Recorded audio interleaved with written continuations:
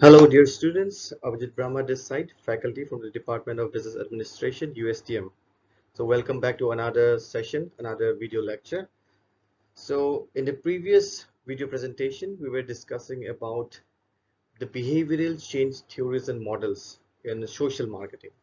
So, let us continue with the remaining theories and models. So, the next model that we're going to talk about is the trans-theoretical model, that is TTM in short. Now, this model is also known as the stages of change model, and it was developed by Prochaska and De Clemente in the late 1970s. Now, this model evolved because of the need to study or examine the experiences of smokers who quit on their own compared to those which required further treatment to understand why some people were capable of quitting on their own, right? So this model, it originated in order to study the reason behind this. Now, as a result of this experiment, it was found that people usually quit smoking if they were ready to do so, right? So the main focus of this model was on decision making of the individual, the ability of decision making of an individual. So this model was of intentional change. A model is also this is also known as a model of intentional change. Now this model further assumed that people do not change their behaviors quickly and decisively, right? Or rather, the change in the behavior happens, especially habitual behavior, it happens through a cyclical process. uh, I'm sure you must remember in one of the previous theories we have seen there are stages of change, right? Or there are various categories of people who adopt their behavior in the different stages, who belong to different categories or characteristics. Now, similar to that theory is this, which basically divides people, or which assumes that the behavior change happens in different stages. Now, what are these stages? This model, it posits that individual move through 6 stages of change. The first stage is considered to be as pre-contemplation. Now, what do we mean by pre-contemplation? Now, in this stage, people do not intend to take action in the foreseeable future, right? Usually, it is defined. This period is defined as within the next 6 months, right? And people are often unaware that their behavior is problematic or produces negative consequences. Another very important point. The third point about this stage is that the people in this category or in this stage, they often underestimate the pros of changing behavior and place too much emphasis on the cons of changing behavior, right? So I'm sure you got the idea of the people's characteristics in this particular stage, right? Pre-contemplation, which basically means that people are unaware, or people are not ready to change because they are usually unaware or ignorant of the behavior or actions that they are doing or that they're following, right? Because um, subsequently they are unaware of the consequences or the ill effects that it might cause. So this is why they are not uh, interested in changing their behavior at all. So following this stage comes the contemplation stage. Now, what is this contemplation stage? People here intend to start the healthy behavior in the foreseeable future. This is again defined as within the next 6 months. People here also recognize that their behavior may be problematic, and they have a more thoughtful and practical consideration of the pros and cons. Contrary to the previous stage where people, they did not evaluate the pros and cons of the situation of their behavior, in this particular stage, contemplation stage, people basically realize the negative consequences or the negative effects of their behavior, right? So they give a more thoughtful process to it, and hence the behavior change, it comes into place. The process comes into place. And even with this recognition, it might sometimes happen that people will not ultimately change their behavior. This realization may simply come and go away. Okay. So this is the stage of contemplation. Pre-contemplation, where people are not really aware, they're ignorant, and they do not realize the consequences, the actions that they're doing, right? Whereas in contemplation stage, people become aware, they realize of the actions, of the negative consequences, of the effects, and also analyze the positive sides, what would be good and what would be bad. So the next stage is known as the preparation stage or determination stage. Now, in this particular stage, people are ready to take action within the next 30 days. Following the contemplation stage where people come into realization, then in this particular stage, people start preparing, or people get determined that they will change their behavior. Hence, they start preparing.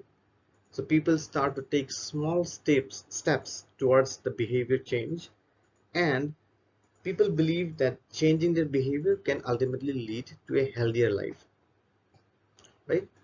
So this is the stage where people believe that their actions would lead to a healthier life after the realization that the previous behavior or the habit that they were following, that they have been following, was undesirable and uh, not not very healthy or not positive.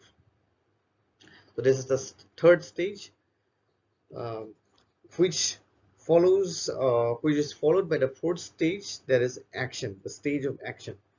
Now, just as the term itself suggests, the stage of action is where people have recently changed their behavior. Now again, this period is defined as within the last 6 months, right?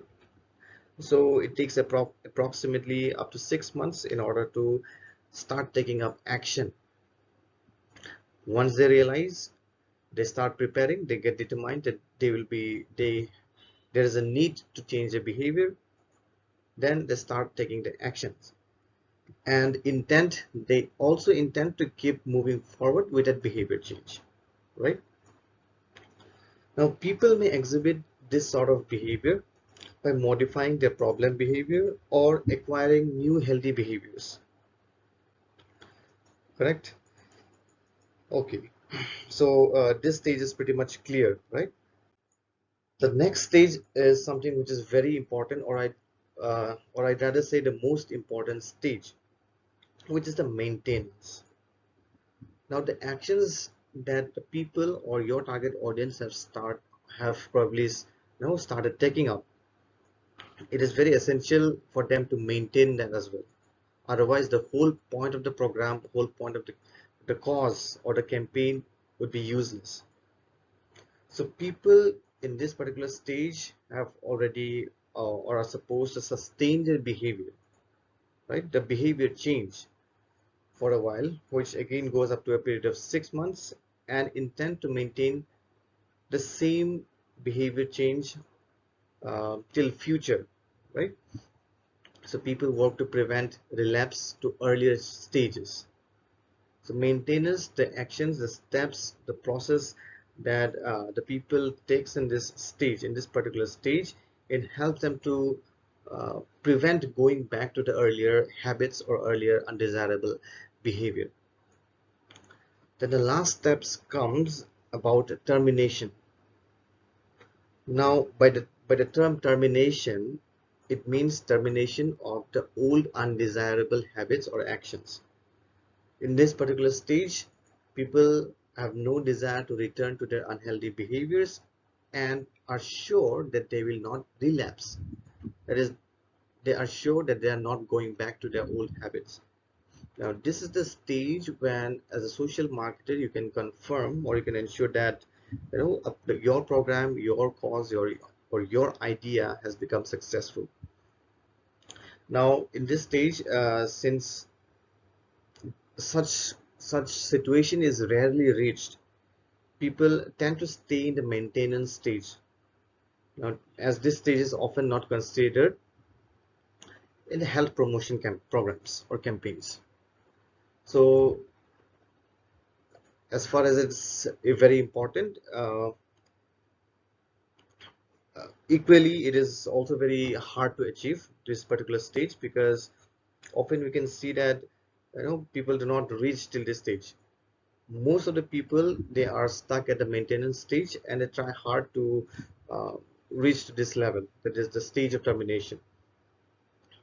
So depending on the campaigns, depending on the cause or the objective of the campaign or the program, the stages will differ, or the success of the people adopting the new behavior will differ. So this was about the stages of change model. Moving ahead to the next theory, this is called the social norms theory, SNT. Now, this theory was developed by Perkins and Berkowitz in 1986. And why was this theory developed? It was initially initiated to address the student alcohol use patterns. That is, to understand why student uses alcohol, or the different behavioral patterns of student using alcohol. Now it is also known for, this theory is particularly known for its effectiveness in reducing alcohol consumption and alcohol related injury in college students. Right, the social marketers who have been working towards this particular cause, you know uh, have effectively used this theory, or can use this theory in order to address the same issue. Now what did this theory aim for? The objective of this theory was to understand environment and interpersonal influences such as peers in order to change the behavior, which can be more effective than a focus on the individual to change behavior. Now, as the term of this theory itself suggests, it's about social norms theory, right? So as it says social, it means rather than focusing on the individual, that is your target audience or your target individual, it is sometimes more effective to focus on the peers, or on the society, or on the social environment of your target audience, because that is something which sometimes has a more stronger effect or stronger influence on the individual, right? And like I said, the primary focus is the peer influence, to analyze the peer influence and the role it plays in the individual decision making around behaviors, right? So this particular theory, it focuses on the influence of the peers, right? Its friends, family members, and it sees how strong its effect is. So this peer influences and normative beliefs are especially important when addressing behaviors in youths. Now comparatively, the youth category, the youngsters, they are more influenced by their peers compared to the other age groups. Now, the peer influences are affected more by perceived norms. Now, what are these perceived norms? These are norms, or these are what we view as typical or standard in a group, right? So, different age groups or different groups will have certain standards, or will perceive something as their standard of living or as a standard of practice. This is what we can consider as perceived norms. So these peer influences are more affected by perceived norms rather than the actual norm, which are basically the real beliefs and actions of the group. So these peers, these groups, they are more influenced by the perception of a standard that they want to live. So this gap between perceived and actual is basically a misperception. This is what we call as a misperception, right? And this gap or this misperception, the concept of misperception, is what leads to this theory, the social norms theory. This is what this theory tries to address or studies about. Now, this theory further states that our behavior is influenced by misperception of how our peers think and act, right? So, the behavior of your target audience or your individual is probably influenced by the misperception, right, of how their peers or their friends or their surroundings um, they behave or act, right? So there's two things. One is overestimation and underestimation. So overestimation of problem behavior in our peers will cause us to increase our problem behavior. Second, underestimation of problem behavior in our peers will discourage us from engaging in the problem behavior or problematic behavior, right? So it is always better for us to underestimate, right? Underestimate the problem behavior in our peers rather than overestimation of problem behavior. The next important thing that this theory does is the, the correcting this misperception of perceived norms will most likely result in decrease in the problem behavior or an increase in the desired behavior. So this particular theory, it suggests that as a social marketer, if you're trying to address this particular problem, you must try to correct the misperception of perceived norms of the peers so that it will influence the behavior or activities of your target audience or your target individual. This is what this theory suggests. And social norms interventions, it intervenes with the aim to present correct information about the peer group norms in an effort to correct the misperception of the norms, right? So as we know, there exist misperceptions of peers. There exists this gap between perceived and actual norms. This theory, it indirectly or directly suggests that this misperception should be corrected, and it always aims towards providing the correct information against this misperception, right? So this is how we can address certain behavior of individuals.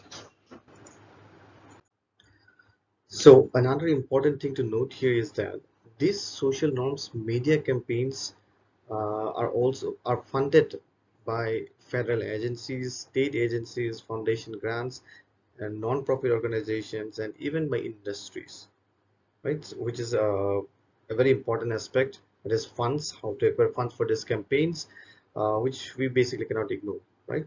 Although uh, marketing in the social aspects or social marketing in general are way less expensive, like I've already mentioned. Still, funding is an integral part of any marketing activity. So, moving on to the next topic of the social norms theory, this is the phases. So what are these phases under social norms media campaign? The first stage of phase includes the assessment or collection of data, right, to inform about the message. Then the second is a selection of the normative message that is intended to be distributed among the group or among the individual. Third is the testing of the message with the target group in order to ensure that it is well received by the audience or your target group, right? How well is the message crafted, right? Then it is about the selection of the mode in which the message will be delivered. It's basically about the mode of communication, right? So it is also very important to select appropriate mode of communication that the message will be delivered through. The next phase is about the amount or the dosage of the message that will be delivered. It is also very important to acquire or to, let's say, prepare the right amount of message that will be delivered to the target group.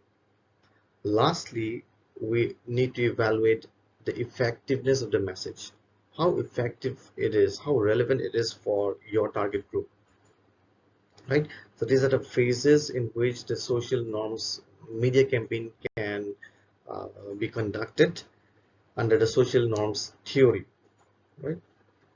Okay, so moving on to our next model known as the Fogg behavior model, which is quite a significant one in the field of behavioral change uh, aspect.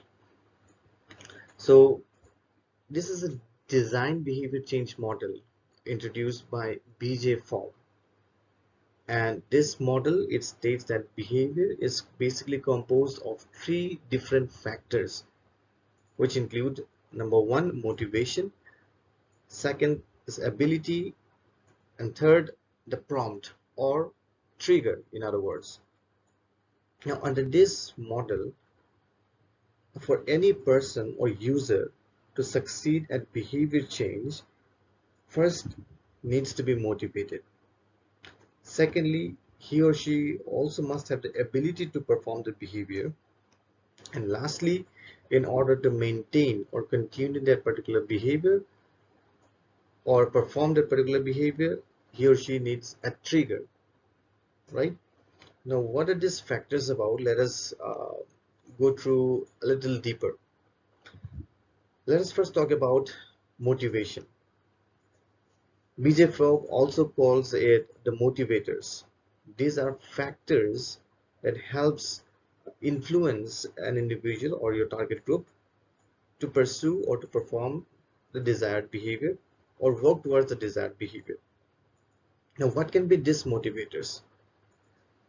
So BJ Fogg, he talks about one of the motivators or motivating factors, that is pleasure or pain, right? Now, these motivators produce a response immediately, right? And although these are quite powerful, quite effective, these are still not very ideal. So boosting motivation could be achieved by embodying pain or pleasure, right? So an individual or a group can be motivated or can be influenced with the help of these motivator factors, right? Either pain or pleasure. Just to give a simple example, in order to seek pleasure, a person might start working towards to start adopting a particular behavior or start taking up certain actions, performing certain actions, right?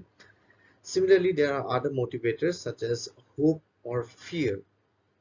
Now, both of these motivators have a delayed response and are the anticipation of a future positive outcome or hope, or a negative outcome known as fear. So as an example, uh, people joining a dating website hope to meet other people. So there is a hope of meeting other people. So it's something positive, right? Hope of achieving a positive outcome. This can be one motivator factor of taking up a certain action, right? So compared to the previous motivator factors, that is pleasure or pain, this motivator, the response is delayed, right? It takes a longer time to achieve or influence compared to the previous ones, that is pleasure or pain, right? So if you want to look at a quick response, or if you want to get a quick uh, outcome, then the previous motivators might help.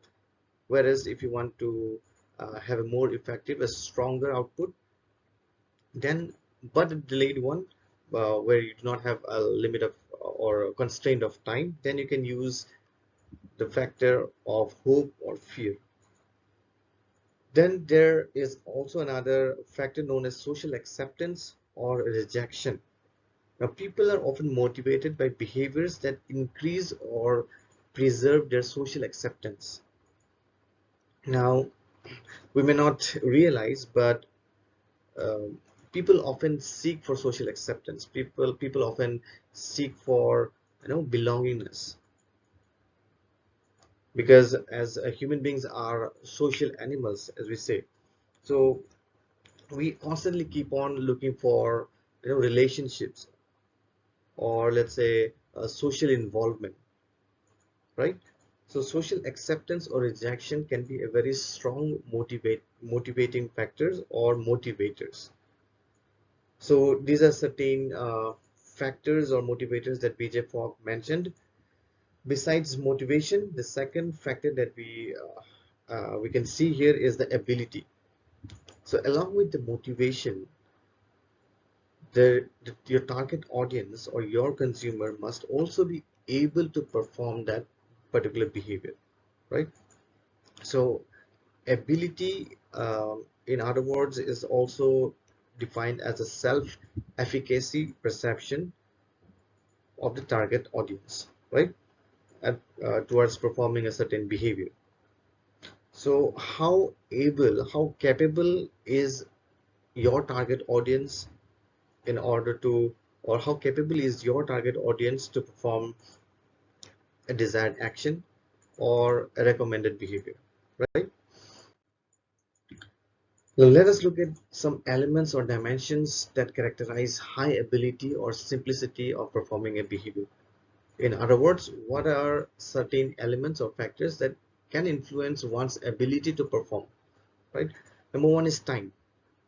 The user has the time or must have the time to perform the target behavior, or the time taken is very low, right? This is one important factor which influences one's ability. The time taken by an individual should be low in order to achieve a desired change. So time can be a constraint as well, right? Another factor, influencing factor, is money. The user or the audience must also be capable in terms of money that or in other words, let's say he must also be capable financially. The user must have enough financial resources for pursuing the behavior, right? And in certain cases, we can say that money can even buy some time for them. It depends from cases to cases. The next element is about physical effort. Certain behavior, certain action also requires some physical effort. So the user or the target audience must also be able to endure the same, endure some physical pain maybe, or let's say must be able to put in some physical effort, right, which may not be very simple to be performed. Other elements include brain cycles, which may be quite complicated, which might involve certain complex psychological or perceptual processes. Then comes social deviance. This is another factor that can influence one's behavior or ability. This includes behavior that make the user socially deviant, and these behaviors may usually violate the social or cultural norms, right? So if you want your target audience or your target individual to work something which goes against the social norms, then the ability of that particular person may lessen. Lastly, it's about non-routine. Any behavior that incurs disrupting a routine is considered not simple. So simple behaviors are usually part of routines and hence very easy to follow. So if the user is required to follow or adopt some non-routine actions, right, then it can hamper his or her ability. So these are certain elements, certain factors that further influences or affects one's ability to perform, right? And talking about the last element or the last factor of the fog behavior model is triggers. In other words, we can also call it as reminders. So triggers is basically reminders. What are these reminders? This can be explicit or implicit, right? These reminders are about the performance of the behavior. Certain reminders can be direct, certain reminders can be indirect. For example, if you want your, let's say, the target audience, or if you want your user to keep going to the gym, visiting the gym regularly, you might send him a reminder such as an alarm or a text message, or if you want to keep them involved in some physical activity, so text messages and alarms, emails, etc. might help them.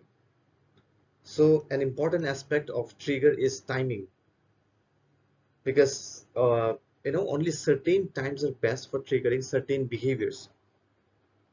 Specific behaviors, certain behaviors can only be triggered at certain times only, right? So timing is also very important aspect to be considered here and the trigger factor. Let us look at a very simple example here.